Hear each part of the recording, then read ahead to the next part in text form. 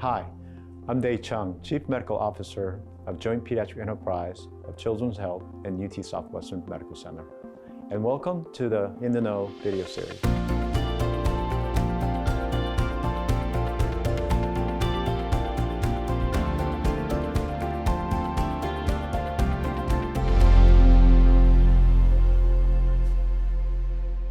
Good afternoon. We have with us today Dr. Steven Copenhaver, who's a pediatric pulmonologist at Children's Health and associate professor at UT Southwestern.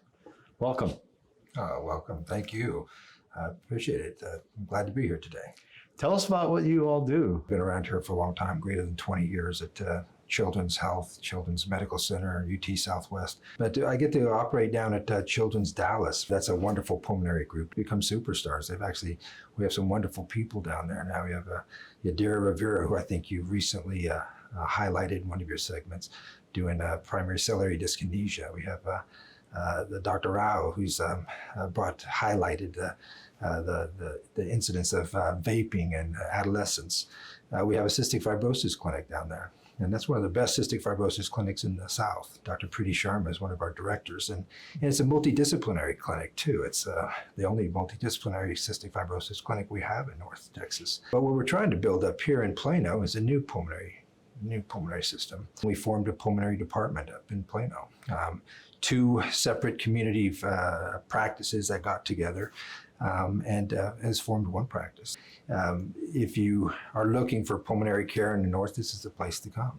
So when you're talking about pediatric pulmonary practice, what kind of conditions are we, or do you generally see, and and I'm sure there's a whole spectrum of more common, sort of simpler to most complex conditions, right? We see the kids with cystic fibrosis. That's a cornerstone of pulmonary medicine. And that's something that's basically done in a cystic fibrosis center. Asthma is what we consider bread and butter, but in the community, that is something that is so very important to these parents. So one of the things that I'm most proud about and I think is that I enjoy is the community feel.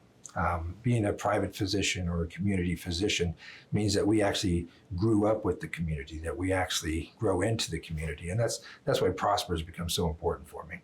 I think that clinic alone allows us to go into the community and show what it means. So we go up there and we have a respiratory therapist and we see our asthmatics. When I look at the numbers, we've already seen almost 300 kids in Prosper, and it's only been open for 3 months. Are there ample or enough pulmonologists dedicated to taking care of kids with pulmonary conditions like asthma? I think you do have to become a little bit more creative because there's not a lot of pulmonary physicians around. One way that we look at maybe making that more of a availability to do that is when we build our pulmonary service here at the Plano campus. We know that we can't stay all day in the Plano campus and take care of just inpatient things. We were meant to be in the community. So we would like to partner with the hospitalists. We'd like to do a multidisciplinary thing with the hospitalists. But if we can use them to stay in the hospital 24 hours a day, it allows us to do what we like to do. That's go out in the community and see patients. You mentioned earlier that you would like to see a cystic fibrosis center in Plano as well. So obviously that sounds like it's in the works. But aside from that, I mean, can you pretty much see any and all the diagnoses and categories of conditions in pulmonary sort of a disease or kids at Plano and Northern Market? I think part of this tower being built out here is the fact that we need to take care of our kids in the north, and not send them down to Dallas if we don't have to. A prime example of that is a wonderful clinic that we have, mechanical ventilator clinic. Mechanical ventilator clinic sounds great. It's also part of the integrated therapy unit in the hospital, C9. This is a brainchild of Andy Gelfand a long time ago, but it's also one of these needs for the community where we have kids who have tracheostomy, they have a mechanical ventilator, they have a suction machine, they have a G tube or a GJ tube, they have a feeding pump, and I could list several other things that they might have, including medications, which list down to 20. And how do you take care of these patients?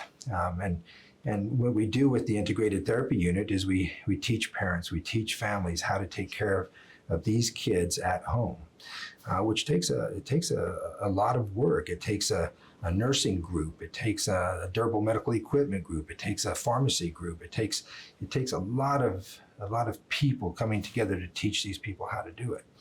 Now, one of the scariest things you could probably imagine then is loading my child up in the car seat with the ventilator and with the suction machine and with all of this equipment, and trying to arrange whether the batteries are going to stay good or whether the batteries are going to run out before I get home. That's probably one of the scariest things you could ever come up with, okay? And that's why we have multidisciplinary clinics. And in one day, all of us can converge on that patient, see them, do what's right by them, and get them home again. So what other things to anticipate or expect from a pulmonary service at Plano? What does the future hold? I think when you have growth, and we do have growth up here, I think it opens up opportunities. One of the opportunities is by being in the community, myself, Dr. Saw, he's my partner, he's one of the best pulmonologists I know as well, we actually insert ourselves into the NICUs. When we bring things into pulmonary, we're looking at how we can build these things. One of them might be a neonatal clinic that we would like to design. When these kids leave the NICU, they leave on oxygen, they leave on medications, they leave on things that need to be weaned sooner than later. So what we'd like to do is build that clinic so that we can get these patients in, not 3 months from now when the next appointment is, or 4 months when the next appointment is, but to get them in now so that we can wean the oxygen and take care of their pulmonary hypertension, et cetera. And that also goes for asthma. You know, one of the best opportunities we have is Children's Health is building us a wonderful pulmonary clinic here in Medical Specialty Building number 2. And it allows us to take good care of our patients in a state-of-the-art facility. But if we look downstairs, we also have the state-of-the-art facility with the Anderson Clinic. And with that, we see that they have multiple athletes that come in. One of our opportunities is to develop a pulmonary function lab or a cardiopulmonary function lab.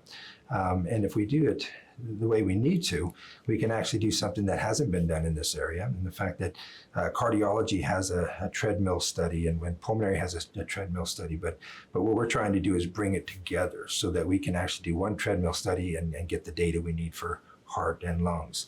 So these are leading us to different opportunities within this institute itself for athletes, for asthmatics, et cetera. These are all things that we're looking to do. It sounds like a great combined offering. Well, thank you for sharing all those exciting program. And I'd love to get also your perspectives on UT Southwestern and Children's Health Partnership for the past several years. The best thing that can happen is the two coming together. When we brought us together, when we came together to form one group, I think it benefited everyone. It benefited the children, benefited Children's Hospital, benefited UT. So I think working together is always the best model. And I'm also curious about your bronchoscopy program. So what does it mean to have such a program at Plano campus? So I'm glad you brought that back up. Thank you. So it's an excitement. It's very exciting. Bronchoscopy in Plano has been very minimal up to now, but Children's Health in its endeavors to build this tower is also going to build a bronchoscopy suite. And if you look in North Texas, you're not going to find a bronchoscopy suite. Why is that important? Well, nowadays we're doing things called triple scopes. I don't know if you've heard of the triple scopes. Triple scopes essentially means that we have this one instant of anesthesia, this high-risk kid who has this one instant of anesthesia, and by doing that, we are now able to have ENT do a rigid bronchoscopy and look at the airway. Pulmonologists can look at the lower airway, and we can take samples, bronchoalveolar lavage samples and cultures.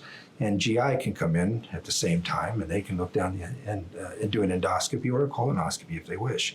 Well, getting back to the whole multidisciplinary approach care, that's exciting. Yeah. Well, is there anything else that you'd like to share with the audience? I think this is a wonderful, fantastic opportunity up here in Plano to grow and to take care of the kids in the northern communities.